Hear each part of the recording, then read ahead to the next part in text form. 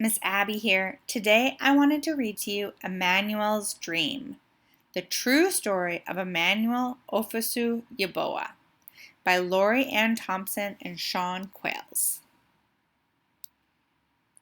For Emmanuel, whose courage and character are an inspiration. For Emmanuel and the Dreamers. Here it says Emmanuel's Dream, and this is a picture of Ghana, which is a country in the continent of Africa.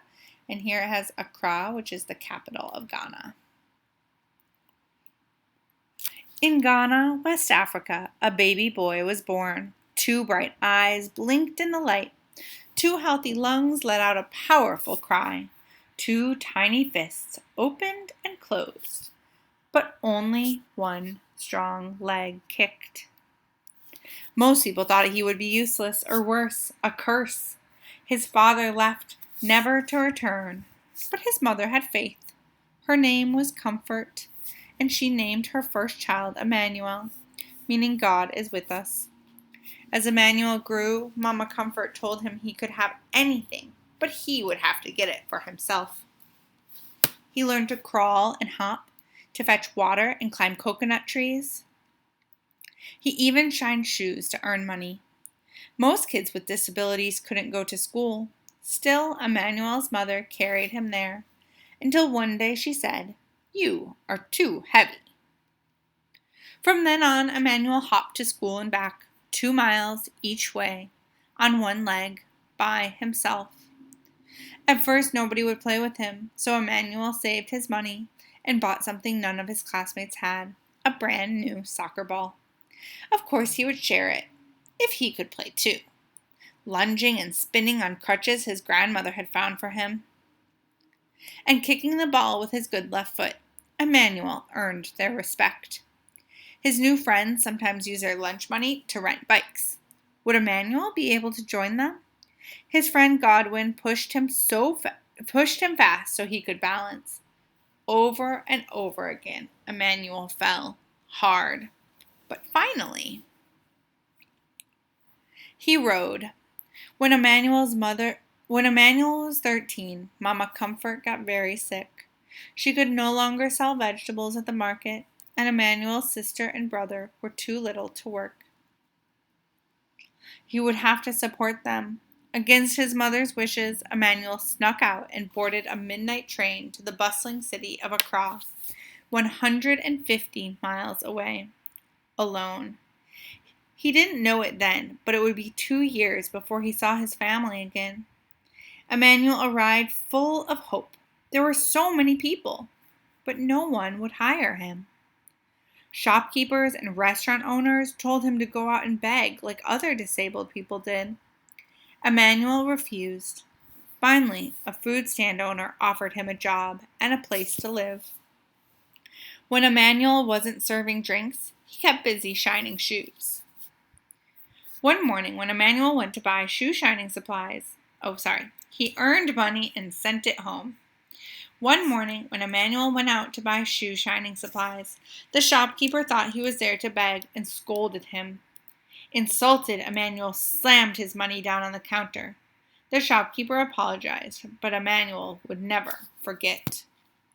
When Mama Comfort grew sicker, Emmanuel went home to be with her.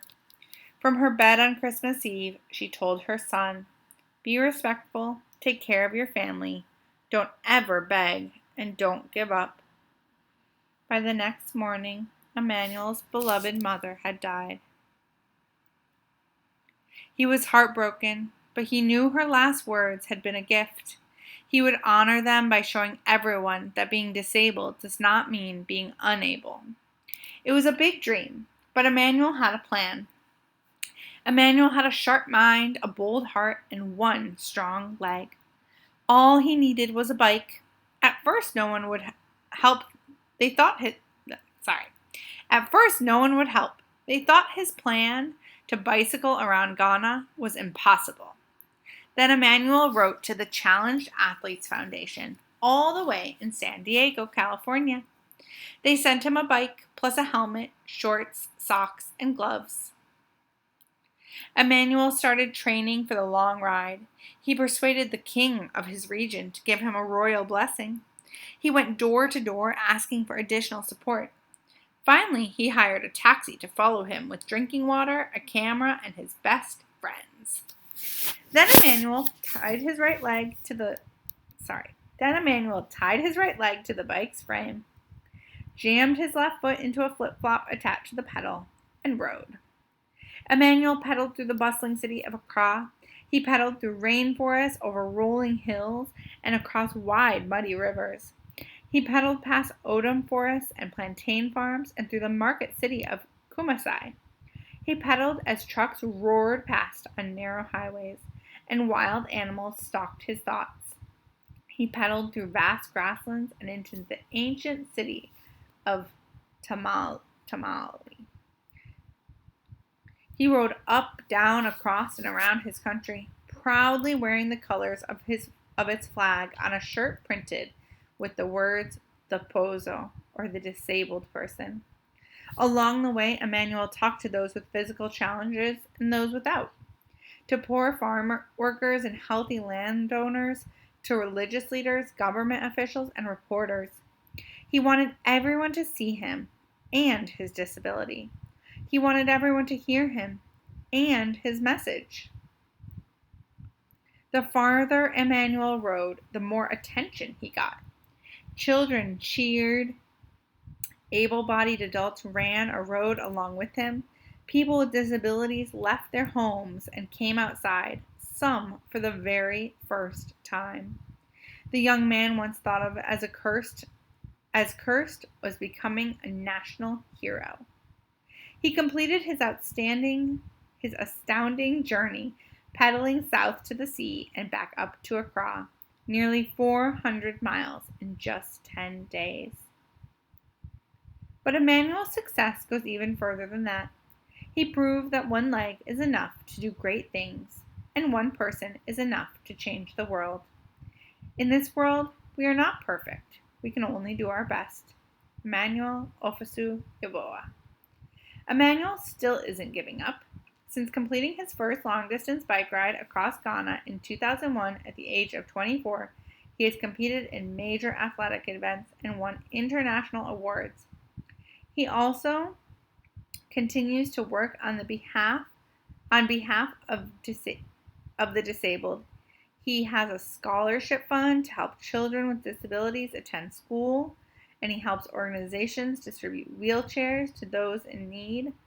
And he even helped Ghana's government pass laws protecting the rights of disabled citizens. And he speaks to political leaders and the government. I hope that story inspired you.